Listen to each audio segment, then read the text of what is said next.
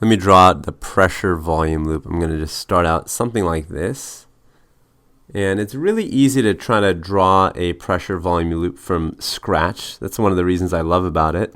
One of the things I love about it, rather. Got pressure on this side. And we're going to do it in millimeters of mercury, which is pretty typical for us, right? We've got 0 to 100. And let's just make this 120 up here. And this can be 50. And on the volume side, let's make this 100 over here. That makes this about 50, and I'll make this about 125, right? And I like to start out with kind of low pressure and high volume. I mean, you can start out anywhere in the loop, really, right? But I just like to always start out right here with a blue dot. And that's the point where the heart, the left ventricle specifically in the heart, is full of blood. And it's going to start squeezing, right? It's going to start contracting, so pressure is going to go straight up, and it's going to keep rising, to about, let's say, here. And I hope that was a straight line. It's about around 80 or so. And then the blood starts getting into the aorta, right? Because the aortic valve flips open at that point. And so it starts losing volume because the blood volume is actually heading into the aorta. And then the volume continues to fall, and the pressure begins to fall. And so it looks something like that. And that blue line that I drew so far, that is systole, right? That's systole. So that's the part where the muscle is contracting, or the heart muscle is contracting. And then you have the next part of the pressure volume loop where now you have relaxation. So you have a fall in pressure to about there, right? And then you have a continued decrease, right? It continues to go down, let's say, to about there. And this is now where blood is entering the left ventricle, which is why I'm showing it going up in volume. And you finish your loop something like that. So this is your pressure volume loop. Now I'm going to zoom in on, let's say, a heart cell, just to kind of point out what's going on at the heart cell level. And remember, heart cells are often branched, so I'm just going to draw it that way.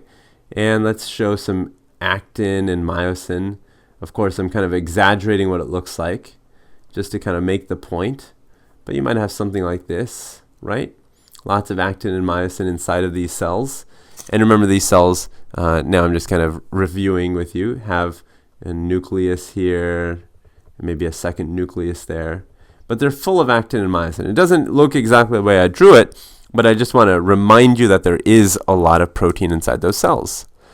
And the thing that these cells are waiting for is calcium, right? The moment calcium enters these cells, then they can contract. And if they contract, then you basically have this part occurring.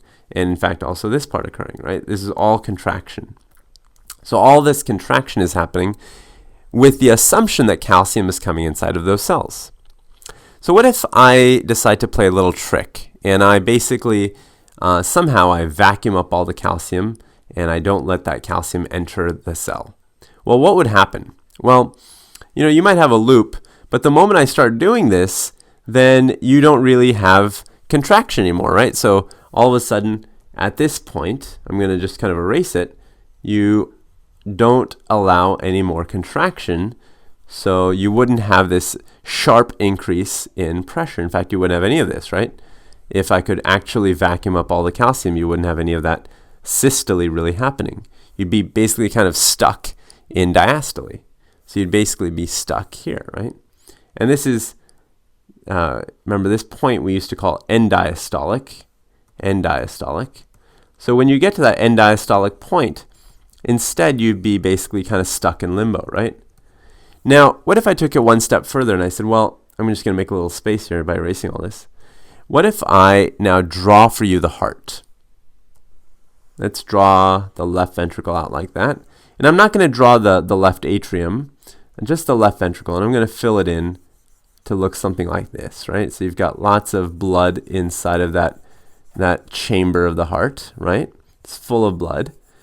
And let's say now that it's full of blood and it's not contracting, I got to do something with the left ventricle, and I decide to kind of continue my experiment.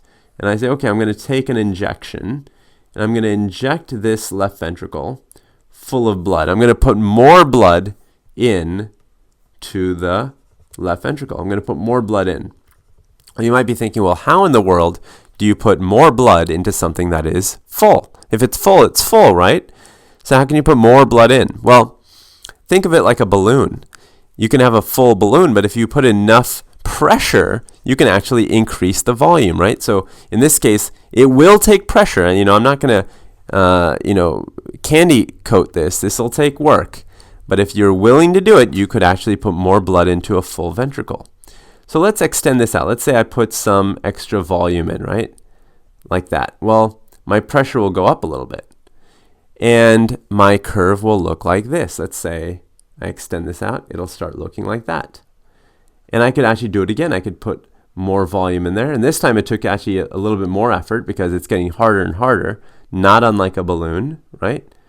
It's looking like that. And I could do it again. I could say, well, let me try one more time. And now it's getting even harder, right? Even harder to do this.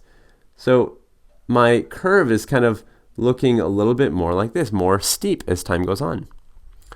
So on the one hand, I'm adding more volume. That's what all these V's are. But as I do that, the pressure is going up. That's what these P's are. So pressure and volume are, of course, related, right?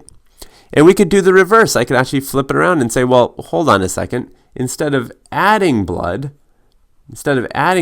what if I decide to take blood away? What if I want to do something like this, where I actually pull blood away off of the heart, suck it back and take it and maybe throw it down the sink? Then what would happen? Well, let's say I start at the same end diastolic point, just to kind of make it nice and clear. Well, if I was to do that, if I was to take blood away, then my volume, of course, would go down.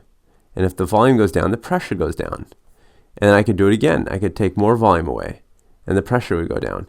And actually, it would look pretty much the same as that chunk of our pressure volume loop. So you can actually see now, when we have our pressure volume loop, that's actually kind of showing you what it would look like to fill up the heart. And it makes perfect sense, right? As you change the volume, of course, the pressure will fall a little bit. If you take more volume away, the pressure will fall even more.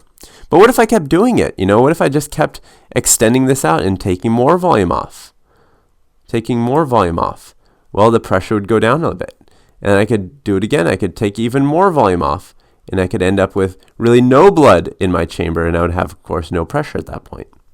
So you can actually connect these lines. You could say, okay, well, this is kind of what the curve might look like, right?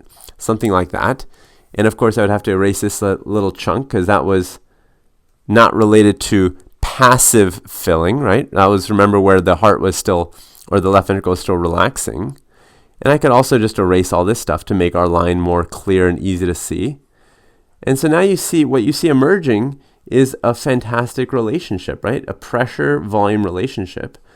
And this pressure-volume relationship is assuming that the left ventricle muscles are relaxed, right? This is assuming that there's no contraction happening. So remember my first assumption, which was around getting rid of that calcium, if you can really fully relax these cells, if they're relaxed, and then you kind of passively fill them up with blood or take blood away, like I've done with my injection, my needle, then you develop this interesting pressure-volume curve.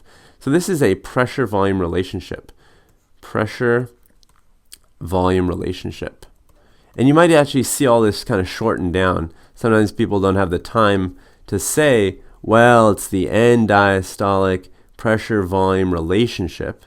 They have, that's 5 long words. So instead they might just say, well, this is your EDPVR. You might see that, EDPVR. And, one final point I want to leave you with is, remember, anytime you see pressure divided by volume, that's really a slope of a line, right? So this could be the slope of the line right there, or you can have the slope of the line right there. So anytime you have P over V, that's just a slope. And that slope equals the elastance. Remember the concept of elastance. Elastance is just the slope of the line. So if you ever want to think about it differently, you could say, well, really the end diastolic pressure-volume relationship line is also telling you a little bit about the elastance of the left ventricle, when it's relaxed. So I'll leave you there, and you can think about this a little bit more on your own.